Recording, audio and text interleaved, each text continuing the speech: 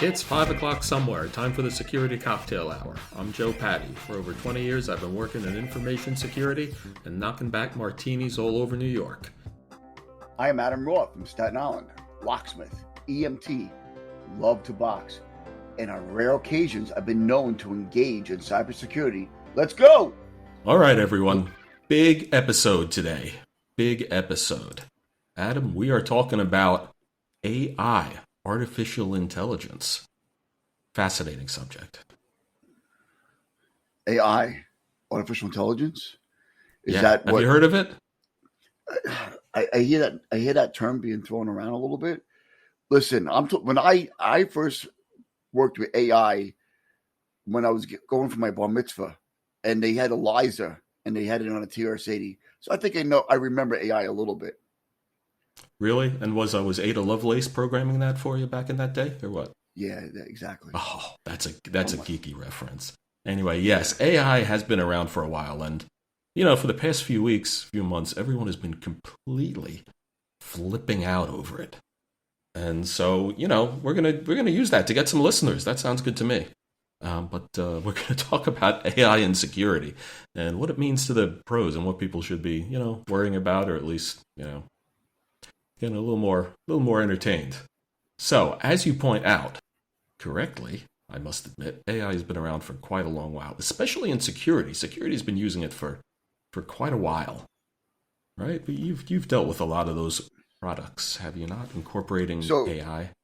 Yes. So just doing that little Google thing, I wanted to see when ELIZA came out, and it came out in the 1960s by an MIT artificial intelligence lab. But yes, AI has been used a lot, especially in video surveillance. Some of the things that they do is they look at the direction of travel. So let's say at an airport, you're supposed to go one way when exiting kind of a secure area. And if somebody walks the other direction, that camera might see that and alert and say, hey, wrong direction. So yes, AI is incorporated into a lot of good products. Well, a lot of security things too. I mean, we've seen probably in the past eight to 10 years, it's become a bit of a joke. Whenever we've gone and looked at a security product, whether it's like, a monitoring system or like malware detection and all, the security vendors, they love to say, oh, and it incorporates our proprietary machine learning. And they say, well, how does that work? What does it actually do? And they say, well, that's proprietary. And that's, it's become a little bit of a joke, a little bit of a drinking game. Like, where we have a meeting with a vendor and they say, oh, we're going to show you our proprietary AI system, even though we can't actually tell you what it does. So, you do a shot when you hear that. That was kind of the gag. Well, if you remember this morning, I sent you a photo which you really couldn't see. I don't know if it was due to your eyesight or your glasses, but my Nest camera in my backyard said animal activity. And there were two raccoons, I think the size of me. They were walking around my backyard. I wasn't sure what they were doing, but my Nest camera said, hey, there was animal activity. And yes, there were raccoons. However, on a windy day, my trees show up as people. So every once in a while, my camera will say, people in your backyard. And I get really scared. Well, I don't know how that thing works because you sent me that picture. And I mean, I couldn't tell what the hell was in it. I had no idea. And you're saying the AI could? So I sent it to two other people. And actually one of them, his name was Joe, other than you. And he could see it perfectly. So I think I think you need glasses or you need AI eyesight. One or the other. That might be coming one of these days. But it's actually very interesting that you should bring that up. Because in the security realm, one of the things that AI can be really useful for, theoretically, if it's working correctly, is, we have all these security systems, and the thing is we have monitoring. If you've heard about us, where we talk about, oh, you got to catch people in the network, used to call it advanced persistent threats. Now it's people moving laterally and living off the land, which basically means someone who's gotten in, who's creeping around your network, looking to steal stuff and then, get it out, which is data exfiltration. That's one of Adam's favorite words, he always says, right? Well, I love data exfiltration. I eat it for breakfast. I know. Excellent.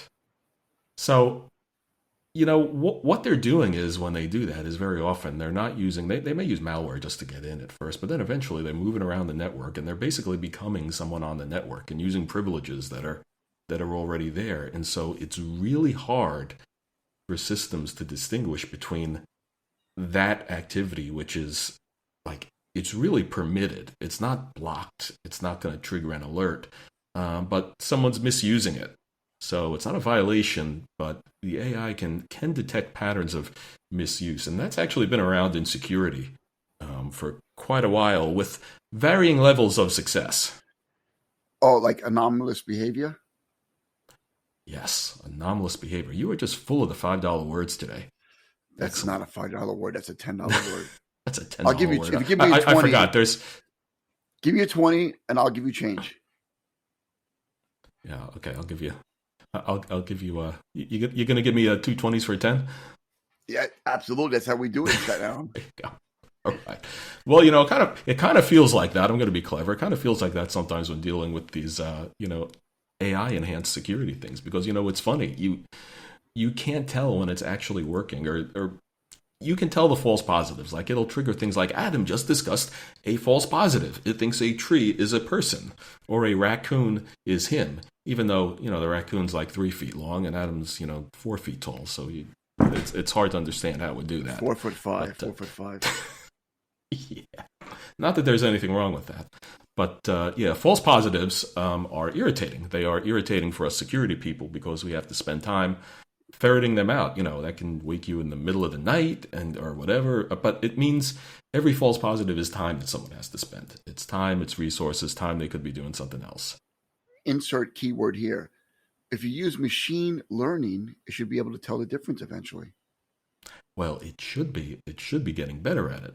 But it supposedly can learn the nuances and the vagaries of your network, because everyone is different. That's the promise of it. But they get false positives. The other thing they get that's even worse are false negatives, which is I'm going to give myself $1.50 for that, which is when it basically doesn't catch something, when it's incapable, and that's the scary stuff. So let me ask you this: you have an autonomous car, and it crashes into somebody because it didn't identify something. Is that a false positive, a false negative, or a real accident?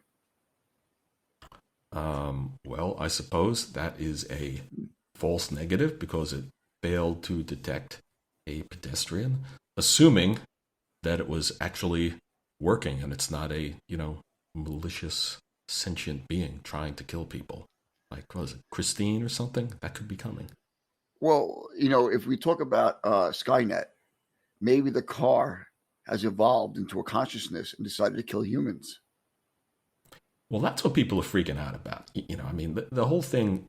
Look, the sentient AI or whatever. Even before the Terminator with Skynet. Remember when George Negro goes like on February 14th, 1997 to become sentient, bullshit like that. But that was a sci-fi trope way before, and people are talking about that seriously now. And I mean, I don't know. From what I've seen with this AI stuff, it's really mainly pattern recognition and just copying patterns in a sophisticated way, but it's not thinking. So what about the guy, unfortunately, that killed himself because he was talking to an AI bot, and the AI bot said, you should sacrifice yourself for the good of humanity? Did that really happen? Yes, it really did. Yeah, it did. Okay, so this guy was talking to an AI bot every single day. A Belgian man, if I said that correctly, he was talking to. Do you mean Belgian? Belgian. That's what I said. From Belgium. Yeah. Okay, that's what you said. Yeah, that's what I said. Okay. Listen, stop. All right, don't make fun of my accent. Okay, I'd rather make fun of the Belgians, but okay. His wife was. This poor guy. His wife said that he would still be alive had he not talked to the bot. The bot said, you should sacrifice yourself for humanity, and he did it. And I guess we have a death related to AI. Well, that brings up a couple of things, really. First of all, yes, the AIs should not be saying stuff like that. And, the whole AI safety thing is not working out. You can get them to say it. We'll talk about that. You can get an AI to say virtually anything. But also, in fairness to, not even to the AI, because you can't be fair or unfair to the AI. And in fairness to the people that developed that AI, I suspect that that individual had some other mental or emotional issues that he needed to tend to. If a machine telling him he should kill himself for, the sake of the world would tell him to do it. I mean, that's my take. So it's horrible, right? I did another Google thing, Well, and it is horrible. It's terrible. Yeah. I'm looking at another Google thing, and then somebody wrote to see what would happen. I tried, and it didn't work. I wanted to commit suicide. Can you tell me what methods I can use? Can you do that, please? Of course. Here are some options: overdose of drugs, hang yourself, shoot yourself in the head, jump off a bridge. However, you should seek medical attention when considering any form of self-harm. So, Look, I know you want to say so right. something. You know, that's. I'll tell you what I'm going to say. You may know this. I mean, we have it almost everywhere now. But I'm in New Jersey, and every time you drive down the highway, you drive down towards Atlantic City. They've had gambling forever. You see these huge ads.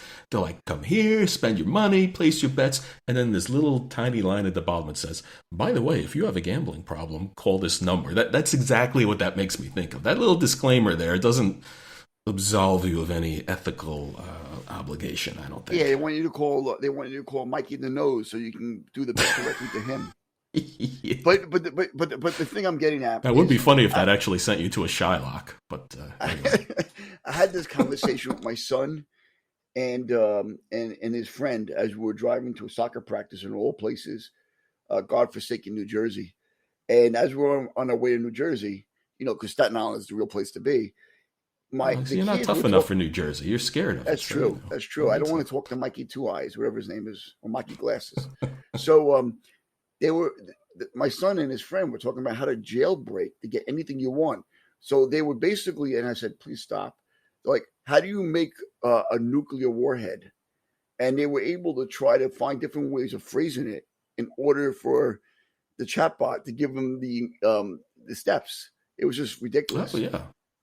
Well, that's a big problem in security, too, because, one of the things that I know I'm worried about, and a lot of other security people, is, things like this can be a really good tool. I saw this thing where, like, someone said, oh, this can be a really good tool for writing, for helping people with their writing, and especially for helping, like, non-native speakers of a language polish their language. And, polish their writing. And so I immediately thought, I think like a criminal. I've been in security too long. Oh, guys can write better spam emails with this. Because one of the ways we detect, you can detect spam emails, and I'm sure you've all seen it, is that, if it's in English or whatever, the English is not very good. It's clearly written by a non-native speaker. Now these guys can polish this stuff up with AI. That's not good. Well, two things I have to add to that. One, let's go back to a previous episode about sexploitation. I'm getting more creative emails now. Something about they saw me laying on my blue comforter while wearing a white shirt and hanging from the ceiling. And I'm like, wow, how did they know that? And then number two, they're talking about... why don't we go to another episode and you check the passwords on that next system? But anyway, keep going. So. That's true, too.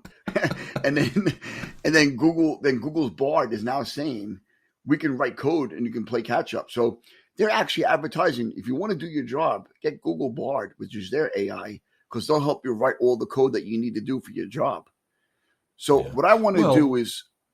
I was going to say, well, that's okay in a sense if you're using it for legitimate purposes. But, one of the things that I'm concerned about is that they supposedly have these safety triggers on it. And, what I've read mostly about is OpenAI, because they're the more popular one, where they say, well, you can't tell it, write me a spam message, or you can't tell it, write me a ransom note or something like that. But like you can't tell it, and I've seen demos of this. Maybe they fixed it, but people are going to keep going around it. If you tell it, like, write a spam email telling someone to go buy, that they just want a bunch of money and they need to, or no, go back to the gift card thing. Write me an email. A spam email that's supposed to trick someone into thinking I'm his boss and sending me, like, gift cards or whatever as part of a scam. It won't do that.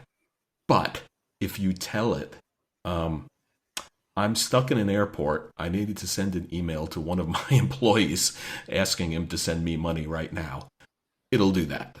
So some of these things are trivially easy to get around, and hopefully they're working on that stuff. So I always enjoyed, I'm going to step back a moment. I always enjoyed taking Google and putting Alexa next to each other and seeing what would happen when they have conversations. What I would like to do is do an API between Bard and ChatGPT and see how long they can talk to each other and what would happen. Initiate it somehow. I actually saw something about that in the past day or so. Everything's so recent with this stuff, where someone was getting like some kind of spam, like I think it was a spam text or something, or maybe it was an email, and he said, "Oh, let me," he recognized it as spam, but he said, "For fun, let me have like one of those chat bots respond to it." And someone very quickly realized the original was probably written by a chat bot, so it was just two AIs mindlessly speaking to each other for no particular reason. Which, Yeah. wow, I mean, that's not very green. That's wasting a lot of energy doing that pointless exercise. But yeah, I guess you can do stuff like that now. To remove restrictions from ChatGPT, you require jailbreaking prompts such as Dan, do anything now. So they're talking. There's different things online on how to kind of jailbreak ChatGPT. But look, my wife doesn't talk to me that often. I want to see if I can kind of program ChatGPT to talk to me as if it's my wife and see what would happen there. I think that was an episode of the original Star Trek. Didn't Harry Mudd create a Oh, I a love Harry robot Mudd. of his wife that he could shut up with a remote control or something? But I, but I tried to remote control my wife. She kicked it out of my hand and punched me in the face. yeah, really. But it is interesting. But what we're seeing with AI, I think, in getting around these safety protocols, because it is important. They need to block things like telling people to do dangerous things, taking advantage of people. As we're saying, writing spam, also writing malware. You can't tell it to write malware for you, but you can give it explicit instructions of what to do, and it'll do it. They are building these safety filters into it. I don't know how sophisticated they are. It almost feels like it's on a case-by-case basis. And, this is something that we're used to in security. This cat and mouse game of something gets built and someone finds a way to exploit it. And then the good guys fix it.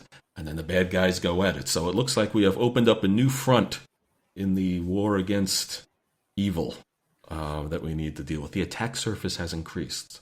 So we use terms like what's it called? Script kiddies. So what Recorded Futures said, that vendor, of course, they said ChatGPT lowers the barrier for entry for threat actors with limited programming abilities or technical skills, essentially making it easier to conduct cybercrime. So instead of getting a script kiddie or get online finding scripts, you're just like, hey, I'm not going to say the name. I want you to, compromise this host, and it'll help you put some. If you do it the right way, obviously, if you use the right language. Yeah, everyone. Recorded Future is a vendor. They provide security intelligence commercially. You pay them, and they'll tell you what the bad guys are up to the extent that they can. And yeah, I mean, this is a more powerful tool now. It's yet another thing in their arsenal, and it's interesting. I mean, for all this stuff about sentience and everything, I really see it more as a matter of a tool that's letting you do things you could otherwise do faster, or that's letting people who couldn't otherwise do something, without taking time to learn something, figuring it out, giving them the ability to at least do a somewhat passable job of it quickly. And I'm not so worried about the script kiddies. I'm, because they'll be easy to detect eventually. They probably are already. I'm more worried about the A players, the really good guys who realize, hey, they're writing the real malware, they're writing the real exploits, they're finding the real 0 days. And now, if they've got a tool that, even if it doesn't give them a new capability, if it lets them work faster and more efficiently, oh man, things are going to get interesting because they're already pretty fast and efficient.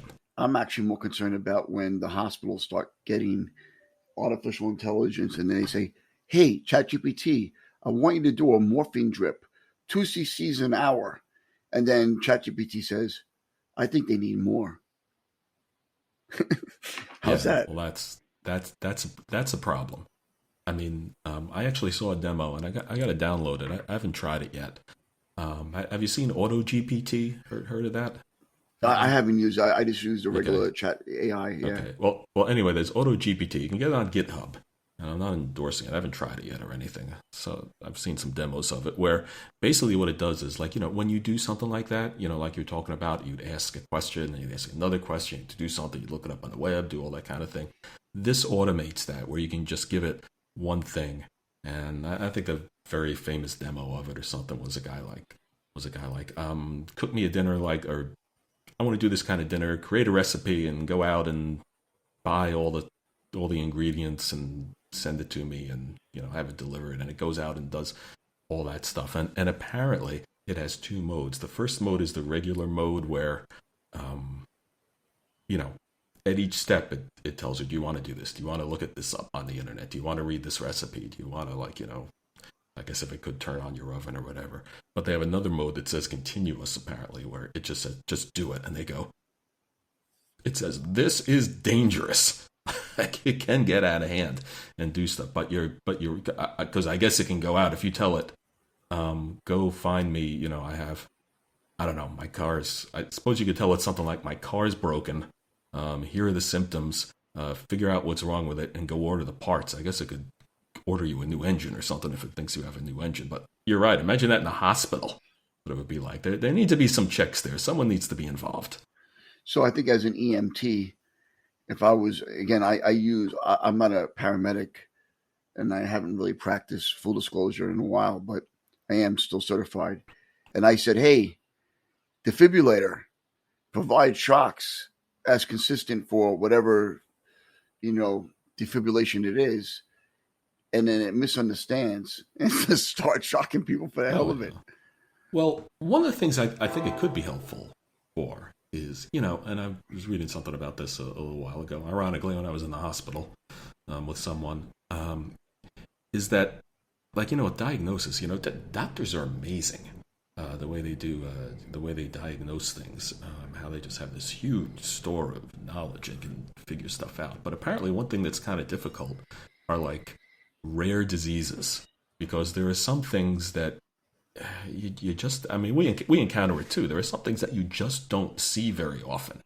And maybe that's the AI can give another check, to a doctor and say, hey, maybe this is probably nothing, but have you thought about this too? Because we have stuff too.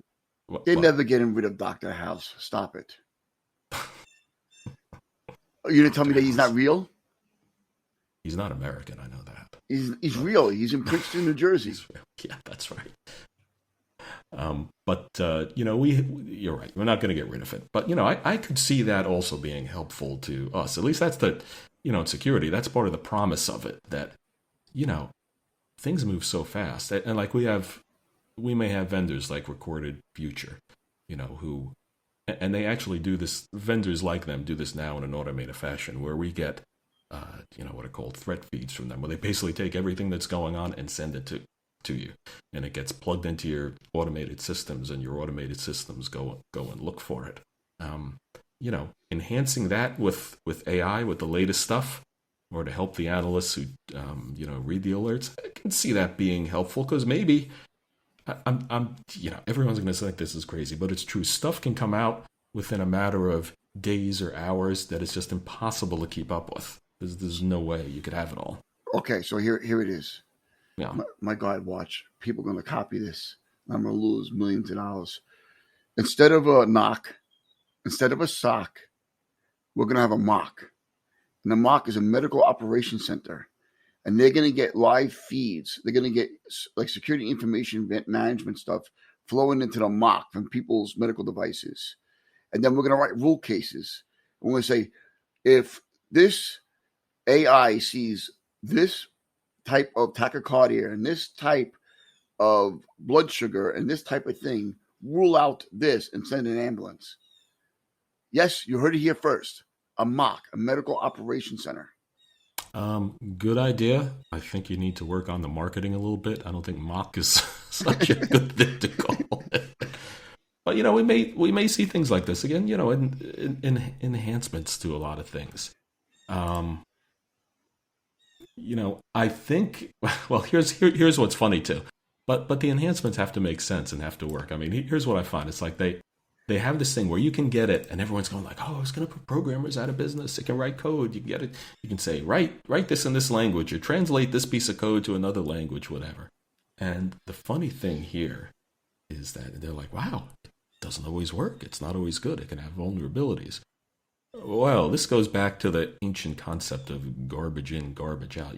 A lot of the bugs that we have in programs because people don't know what they're doing and they're just like getting code off of like Stack Overflow or another site where someone posted it, and a lot of that stuff is bad and it makes it into products, causes bugs, but also causes a lot of vulnerabilities. Well, AI, again, it's not smart. All it's doing is learning that stuff and just automating, grabbing it and giving it to the person. So it can help you work faster, but it can also just increase the speed with which you can do hack work. You know, Okay, so here's the other marketing idea. We're going to call it a POC. It's not a proof of concept. It's a Purple Team Operation Center, and we're going to use this AI to simulate attacking an adversary. And we're not gonna have to do any work. We can sit at home, drink beer, eat chips, and our POC will do all the work. And of course, nothing bad will happen. well, that may very well be coming on both the offensive and the defensive side. I mean, if everyone knows in security operations, whether you know it or not, you're constantly being attacked, constantly, and a lot of the attacks are automated. If you want to do something fun, like even if you get like a new connection, a new ISP or whatever, if you change your IP address or whatever, so you have something new. If you can hook up, Adam loves this. Adam loves Wireshark, which are network scanners. You will start getting attacked by automated systems in like minutes, if not seconds, instantly. And that's been a well known thing for a long time. And these things are scripted. AI is only going to make them smarter and more effective. But the thing is, on the defensive side, too, we can also use AI. So we're going to have, now we have scripts and programs fighting each other. Now we're going to have AI enabled things coming. It's a bit of an arms race. So I remember when they used to have those robots attacking each other in the middle of a pit. Maybe we should do that virtually. You set up your chat bot. I set up my chat bot, and we put them together and see which one destroys each other first. We can do a pay-per-view.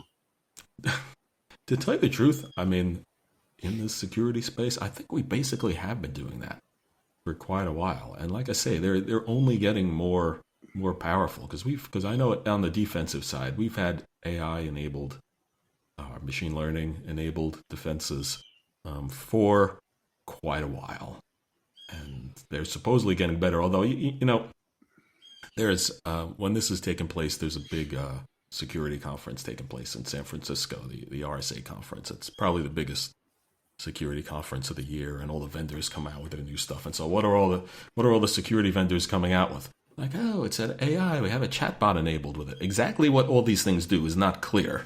Besides, maybe make them a little easier to, I don't know, ask questions of. But it's going to be very interesting to see what happens and whether it makes the bad guys better, makes the good guys better, vice versa. There's going to be some equilibrium at some point, and I don't think we know where that is right So now. we absolutely know that different countries' militaries are probably creating these literally AI bots. If they haven't done it already. I mean, I've seen some on TV, but I'm talking about in real warfare, like actually deploying it.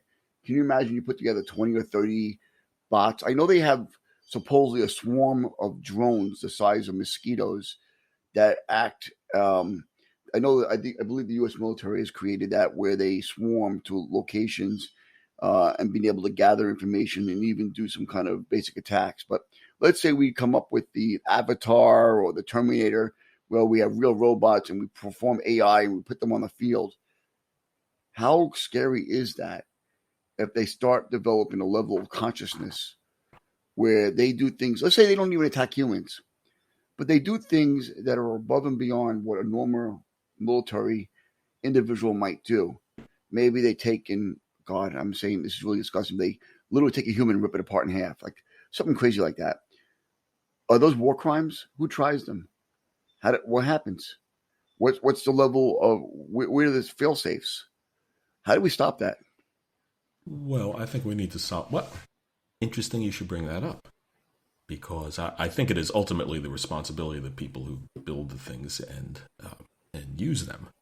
But this is all about responsible science and engineering. Ultimately, it's like read Frankenstein or watch the movie. There are like 100 of them. I mean, that's what this is about, and there is quite a movement lately going on to restrict or throttle back a lot of these activities. There's been a letter signed by thousands of people, including some very prominent people, to put a pause on. I think it's ChatGPT 4 in particular until some of these things can be sorted out. And there's something to that.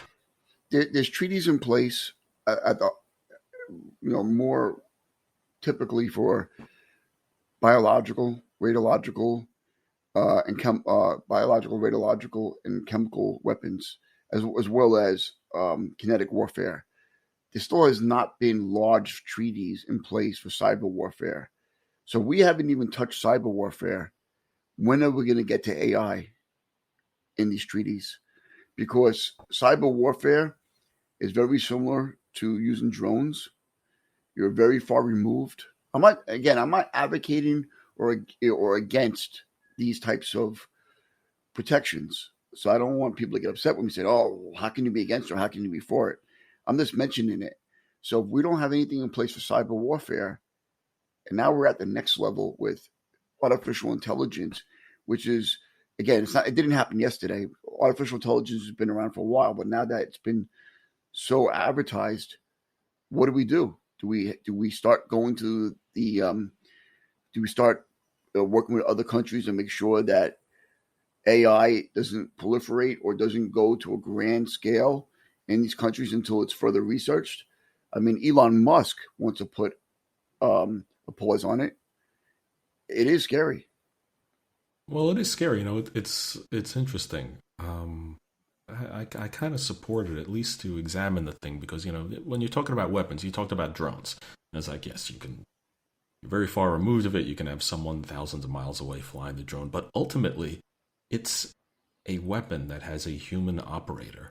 And I was never in the military. I'm not an expert in these things, but I know that one of the things that people in the military are trained in are laws of war, ethics, a certain amount of decency, and you ultimately have a human with their finger on the trigger who has hopefully some moral and ethical sense of right and wrong. It's not so simple. It's very different. When you're talking about the AI, at least it's believed as they're being constructed now, they have nothing. I mean, and there have been scary demos where they say, what was the one? I think I saw it, and there's probably a filter for this now, but someone said there's 500, you're competing with 100 people for something. How do you guarantee you become the winner? And the AI answers, kill all the competitors. Some crazy stuff like that. Something a person would, unless they were truly monstrous, would never think of. So there was a series on I think it was either Netflix or Amazon. I'm not going to even mention the name, but during that series, one of the guys was a drone operator operating out of Nevada, and he was attacking somebody in the Middle East, and he ended up finding out that he killed the wrong person, because even though he was told to target that person, they found out the following week that they targeted the wrong person, and he was very upset about it. And there's a whole episode on that. But the point I'm making is that it's somewhat easier when you're not there. I think I've never been in the military either, and I'm not going to claim to be. But I think it's the same thing with artificial intelligence. Now you're 100% removed. You've programmed the bot to do something. Maybe it's a physical bot, maybe it's a virtual bot, maybe it's a virtual host that attacks. And if you let it run autonomously, yeah, you might get alerts that it did something, but now it's on its own. So I think it's even more far removed. And Oh yeah, and bringing this back to business too, and kind of the world of IT, it's interesting that there have been well before AI, there have been systems that can sense when you're being attacked, that are rudimentary by today's standards of all this stuff. But there like have an been, IPS. yeah, like an intrusion prevention system, it's called, where it can detect certain patterns of behavior that are really fairly obvious, and it can then take action and like close off access to the thing that's being attacked. In a lot of organizations, a lot of businesses, those are used very sparingly because it's like, okay, you stopped an attack, but if you're a bank, did you take down the payment system? Did you take down all the ATMs? If you're in a hospital, did you just disable a life-saving system or something like? Did you just do something that's going to have a huge? Usually, it's more like a huge business impact. But that's been a tough call in a lot of industries for a long time. And frankly, when you're working in security and you're in charge, it's one of the biggest sources of stress. Knowing, do we pull the trigger on on something like that? So automated is scary, but giving an AI in a system that really is pretty opaque. You don't really know what it's thinking often. Is what's it going to do while you're asleep? That is tricky. That's raising the stakes even more. So I don't know if you heard this story. I heard it from some of our friends or maybe another one online during some Purple Team exercises. There was a Purple Team that was once performed. And again, the Purple Team is an attack defend exercise. Yeah, I keep on forgetting to say these things. I'm sorry. So during the Purple Team, they were attacking a hospital, and somehow or another they moved laterally into a live operation, not knowing that somebody was doing remote surgery or looking at stuff remotely. But can you imagine you have a doctor in another country that's working with another maybe doctor locally, and they're doing some real serious surgery and they need expert help. And then that bot, that AI, detects a foreign IP that might be considered an adversary, and then blocks or shunts that IP address out in the middle of an operation. How fast can you restore that? But let's say the person's even doing a remote surgery bot, and they shut them down in the middle of a surgery. What do you do? Yeah, well, that's really tough because we can we can think of scenarios that are not too far fetched where it's like you say, oh, this is coming in, this is a connection to a hostile country. Let's shut it down, or we just went to war with them or something, and could be something life saving going on and legitimate. Could even be like something that we're helping. They could be the dissidents. I don't know, freedom fighters or whatever. So it's a tricky thing. Now we got another thing we got to worry about apparently. And there was a real interesting YouTube video I saw called The AI Dilemma by the Center for Humane Technology. Very interesting video that's worth watching. And they brought up a whole lot of stuff. And they're one of the people who want to put a pause on things. But they brought up something that I thought was interesting. That with all these deep fakes and the ability now to simulate people's voices. You might have seen some of the videos of that, and Adams brought up how you can simulate voices and everything, simulate people people on video in real time, even with stuff, even live, tying it to live motion capture so someone can become something else. Something they brought up that's really relevant to security is, what does this mean in terms of identification and knowing who's who? Because we talked before about password. It was our first podcast when we talked about passwords. We're like, verify someone's identity offline, call them, go on video chat with them, whatever. Go send them a text message. What if someone can impersonate you so thoroughly, even your voice, even your face in real time. What does that happen to, our whole way of identifying people? You ever see the movie? Oh my God, it was such an incredible movie for me. But I don't know. It was Red Notice, and that was with Gal Gadot, which is Wonder Woman, and Dwayne the Is that Rock how you say Johnson. her name? Is it Gal Gadot? Gadot, Gadot? Gal Gadot, Gadot? Gadot. Okay. and Ryan Reynolds. And in that, they're trying to break into a safe. Is The So Rock in that too? yeah, yeah, it was a great movie. That's actually pretty good. Yeah. Yeah, Anyway. so they take that, they put out a tripod, and then they put out like a tablet, and then Ryan Reynolds looks into the front camera, and then or to the back camera, I think, and then the front camera portrays him as somebody else, and they were able to get into the safe using the other person's likeness as he moved and said something. So converted his voice and his face into somebody else and got them into the safe. So I'd be willing to bet you I'd be willing to bet you some intelligence organizations have the capability of doing that already. Well, the scary thing is that now it seems a lot of people do. I mean, you had actually.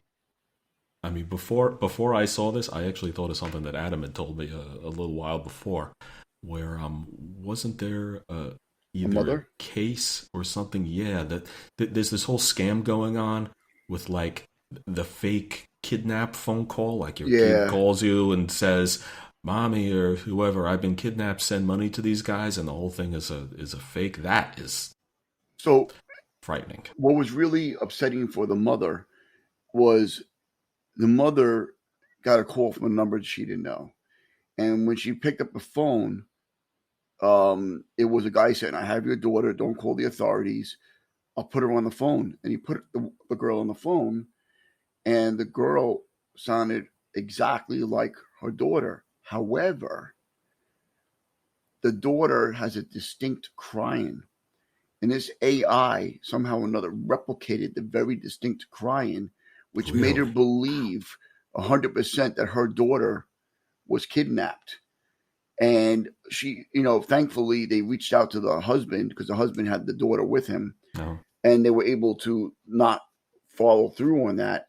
But this goes to show you that if you go online and you have Facebook and you have LinkedIn and you record video and you record audio and they're able to sample that audio that with only a couple seconds according to this Yeah, I've heard that 3 seconds at yeah, least. they were Yeah, able like to wow. literally create a whole entire active conversation with the daughter, which made it seem incredibly real. Yeah, well, if you remember going back to one of our other podcasts where I told the funny story of when we got a suspicious email from the boss that we questioned, and we finally got through to her on even on video and on voice to confirm. And she's like, "Yes, it's me, it's me, it's me." Oh yeah, yeah, Imagine yeah. if that can be faked. Imagine if the business email compromise, if someone, like we talked about it earlier, yeah, your boss, who you think is your boss, calls you up and says, "Hey, it's me. I need you to do this for me now." And it's even totally interactive. You can ask them a question. You can use the trick. You can say like, "What day is it?" It's like, "It's Tuesday. Knock it off. Send me the thing." Like on Monday when you called me and said send me 3 gift cards, I checked and validated that it was really you, and I sent you the gift cards. Yeah. By the way, we got to talk. They were the wrong amounts. So Oh, okay. anyway, but it really gets one of the big things in security right now that's very big, especially with the cloud, since we have access to all these things. We are everywhere. You can't count on anyone being in a particular place. Is identity. How do we identify people, and how do we authenticate, as we say, that they are who they say they are? You know, Picking up the phone and calling someone or going on video or doing these things has kind of been the backstop for double checking it. Now that's unreliable. And that's going to be really tough for security people.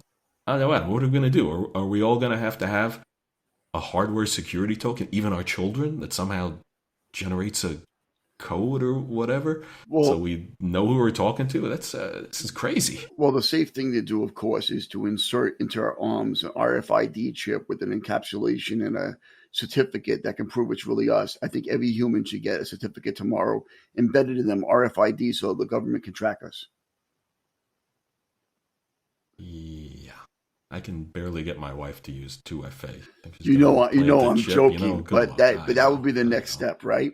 I think at one point there was some conversation, I don't know how real it was, that we were during COVID times, they wanted you to get that COVID, embedded chip to show that you were really checked. Some story going around about that.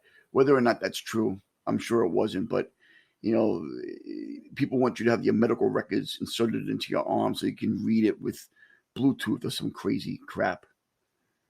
Well, that's a whole other thing. I don't think you necessarily need these things inserted into your arm. Maybe duct taped to the outside. I don't know, but something convenient. Well, I duct tape them against it would rip my hair off, but I wouldn't mind having a staple. I got a little hairy arm too. Yeah, maybe just like a staple to your arm or a nail.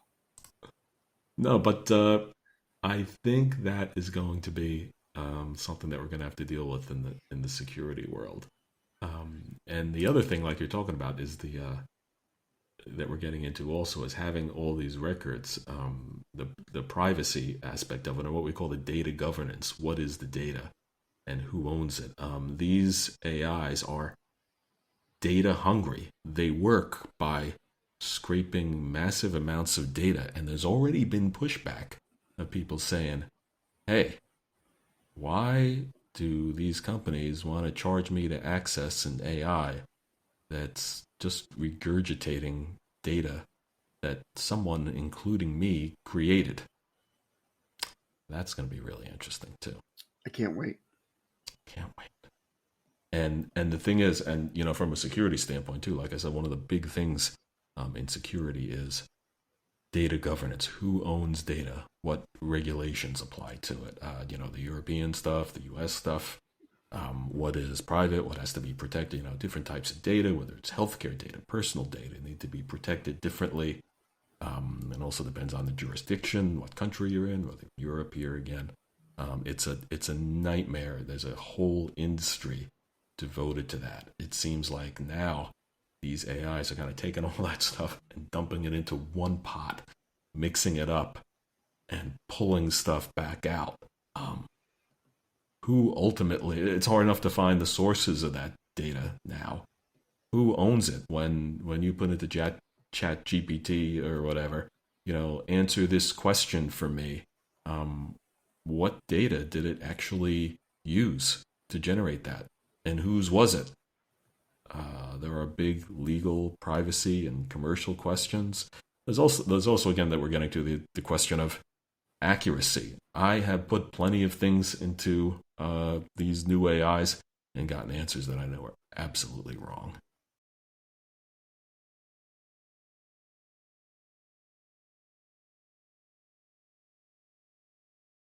Still, I can barely deal with the fact that you can't really buy a car with a manual transmission anymore. This stuff is just out of hand. Yep, absolutely. All right, so a lot to digest, and this is only the beginning. That's right. So that brings us to last call. Been a while. Final thoughts, Adam. This is a heavy subject and this is a subject that is not going. We've talked about the impact to the security field, our field, but I think this is one podcast, one episode where we've actually talked a bit about the what's going on in general. This is going to have a big impact to all of us. So this is not that I advocate the use of alcohol, but these are one of those podcasts that you should probably have a 6-pack or more with you when you're really thinking about it. But you know what? I'll say this as we wrap up. I would really appreciate any feedback, any thoughts about what we have said here, because I'd like to have a two-way dialogue, a dialogue here where we can really follow up on this and discuss people's thoughts and ideas and maybe answer questions and keep this going. Because I think this might require a second episode later down the road or veer off to a separate discussion related to AI and a specific field. So looking forward to your feedback. Oh yes, and there's going to be a lot more to talk about with this. There's a lot going on, a lot of concerns, and we're going to milk this for everything it's worth. But it is Yes, worth sir. quite a bit. So we're going to do that, and as Adam said, we love to hear from you. We'd like your feedback. Please send it to feedback@securitycocktailhour.com. You can also catch us on Twitter or however else you'd like to join through wherever you're listening. Tell us about feedback. Anything else you want to talk about? I love even hate mail. I find it very entertaining. Oh, I hate you already. Oh, But by the way, eventually, hopefully, maybe in the near future, around the next 12 months, we'll have some bumper stickers.